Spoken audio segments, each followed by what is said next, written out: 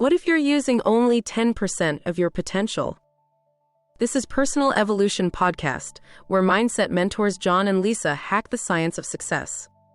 Warning, this episode will rewire your brain with positive psychology, mental health breakthroughs, and growth mindset secrets. No fluff. Smash subscribe before your limiting beliefs sabotage you again. Your evolution starts or dies here. Hey you, and welcome back to the Deep Dive. Hello, everyone. We are seriously excited today. We've just been listening to this really fantastic YouTube conversation. It was Matthew McConaughey on the Chris Williamson channel. Oh, yeah. Incredible stuff. The way he talks about things, it's really insightful. Totally. It's like beyond just the Hollywood stories, there's this real depth, Makes you think differently about life, career, all of it. Absolutely. It's not just what he achieved, but his whole philosophy behind it. Really makes you reflect. Exactly. So that's what we're doing today. We're going to dive deep, pull out some of those key ideas McConaughey shared, those aha moments. Those nuggets of knowledge, yeah. And where better to start than that piece of advice from his dad? You know the one. Don't half-ass it. Right. That's fundamental. And the context he gave for that. Wow. Telling his dad he wanted to switch from law school to film school. Yeah, a huge moment. And you'd think maybe the dad would push back, right? Worry about stability or something. Mm-hmm. But McConaughey realized later, it wasn't just what he said, but how he said it. With conviction. Yes. He wasn't really asking permission, more like stating his truth. It says so much about self-belief. And maybe, what parents really hope for. Not a specific job, maybe, but that their kids find their thing and just go for it properly. Yeah, to bust out, as he put it. Find your own path with clarity. That don't half-ass it is like permission to commit fully. And it clearly shaped his approach early on. Yeah. You see it in how he got that role in Dazed and Confused. Such a classic Hollywood story. Oh, totally serendipitous. Meeting the casting director, Don Phillips, in a bar of all places. Late night. 3 a.m., wasn't it? Leads to a cab ride, then suddenly an invitation to audition for Wooderson. It's almost too good to be true, but yeah.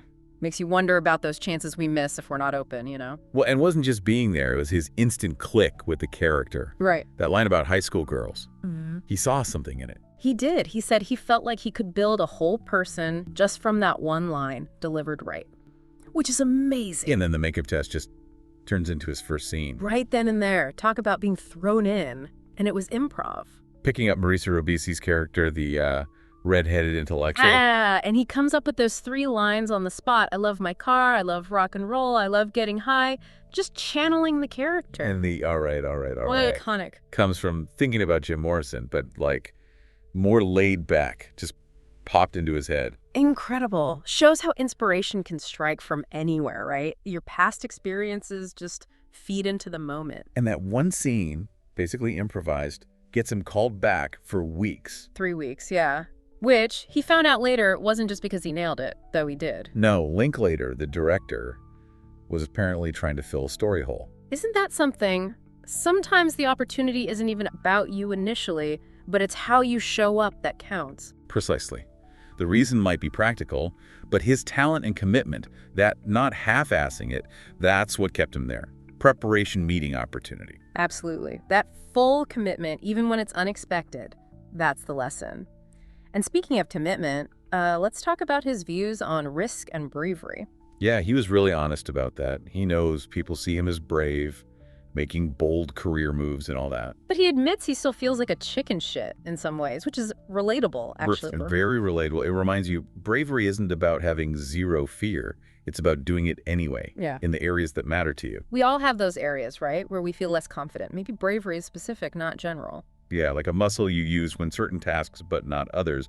What's brave for one isn't for another. Okay, so let's shift a bit. He talked quite a bit about turning bad times into good ones, alchemizing experiences. Which, as he admits, is way easier said than done when you're actually in it. Oh, for sure. Hindsight is 20/20. But he mentioned this, undeniable optimism and faith that he holds on to. A core belief that eventually something good or useful will come out of it. And that immediate question he asks himself when things go wrong, what do you do wrong? That's direct. Taking responsibility, looking inward first. Yeah.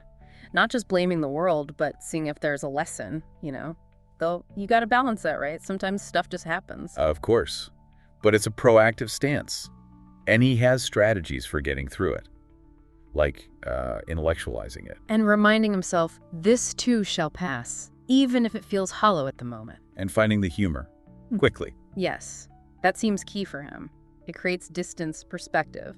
Doesn't mean the problem isn't real, but it lets some light in. Definitely a resilience builder. And that line... One day this is going to be a great fucking story. Exactly. Reframing struggle as future narrative. It gives it meaning, almost preemptively. Turns you from victim to storyteller. Which ties into his thoughts on humor as a kind of default emotion, something he talked about with Linklater. Right. Why default to being upset or confused? Why not try humor? It's a provocative idea. And it's not about making light of serious things, necessarily. No, more like a tool for processing. A way to handle the absurdity that often comes with crisis. He even said he laughs sooner when he knows he's in trouble. As a way to stay sharp, look for the way out. Active coping, not denial. It's a really interesting approach. Keeps you engaged, not paralyzed. Okay, so let's flip the coin. The good times. He stressed how important it is to actually analyze why things are going well. Yeah, dissecting satisfaction. He used to journal about it, which is brilliant because we usually only pick apart our failures. Right? Totally. We overthink what went wrong. Yeah. But understanding what leads to success or happiness, that's powerful. So you could do more of it intentionally. He listed things like who he was hanging with, What he was reading or watching, exercise, how prepared he felt, spiritual stuff. Yeah, seeing the patterns in his own peaks. It's about building a sustainable framework for feeling good, not just stumbling into it. And he pointed out that weird asymmetry. We analyze everyone else's success, but only our own failures. It's such a trap. We idealize others and beat ourselves up. Recognizing that helps. More self-compassion.